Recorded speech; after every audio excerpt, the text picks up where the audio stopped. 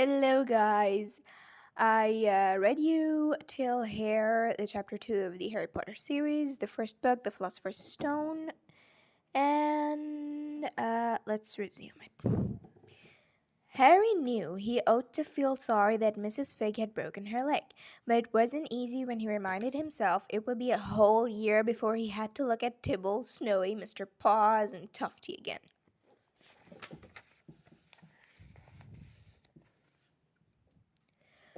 We could phone Marge, Uncle Vernon suggested. Don't be silly, Vernon. She hates the boy.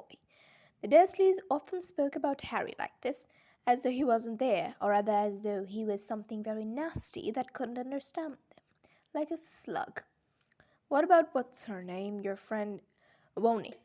On holiday in Majorca, snapped Aunt Petunia. You could just leave me here, Harry put in hopefully. He'd be able to watch what he wanted on television for a change, and maybe even have a go on Dooley's computer. Aunt Petunia looked as though she had just swallowed a lemon. And come back and find the house in ruins? She snarled. I won't blow up the house, said Harry, but they weren't listening. I suppose we could take him to the zoo, said Aunt Petunia, slowly, and leave him in the car. That car's new, he's not sitting in it alone.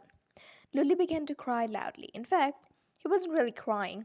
It had been years since he had really cried, but he knew that if he screwed up his face and wailed, his mother would give him anything he wanted. Dinky Duddy Dums, don't cry. Mummy won't let him spoil your special day, she cried, flinging her arms around him. I don't want him to come, Dudley yelled between huge pretended sobs. He always spoils everything. He shot Harry a nasty grin through the gap in his mother's arms. Just then the doorbell rang. Oh, good Lord, they're here, said Aunt Petunia frantically, and a moment later Dudley's best friend Piers Polkiss walked in with his mother. Piers was a scrawny boy with a face like a rat. He was usually the one who held people's arms behind their backs while Dudley hit them. Dudley stopped pretending to cry at once. Half an hour later, Harry, who couldn't believe his luck, was sitting in the back of the Dursleys' car with Piers and Dudley on the way to the zoo for the first time in his life. His aunt and uncle hadn't been able to think of anything else to do with him, but before they had left, Uncle Vernon had taken Harry aside. I'm warning you, he had said, putting his large purple face right up close to Harry's. I'm warning you now, boy. Any funny business, anything at all, and you'll be in that cupboard from now until Christmas. I'm not going to do anything, said Harry, honestly. But Uncle Warren didn't believe him. No one ever did. The problem was, strange things often happened around Harry, and it was just no good telling the Dursleys he didn't make them happen. Once Aunt Petunia, tired of Harry coming back from the barber's looking as though he hadn't been at all, had taken a pair of kitchen scissors and cut his hair so short it was almost bald except for his fringe, which she left to hide that horrible scar. Dudley had laughed himself silly at Harry, who spent a sleepless night imagining school the next day, where he was already laughed at for his baggy clothes and sellotape glasses. Next morning, however, he got up to find his hair exactly as it had been before Aunt Petunia had sheared it off.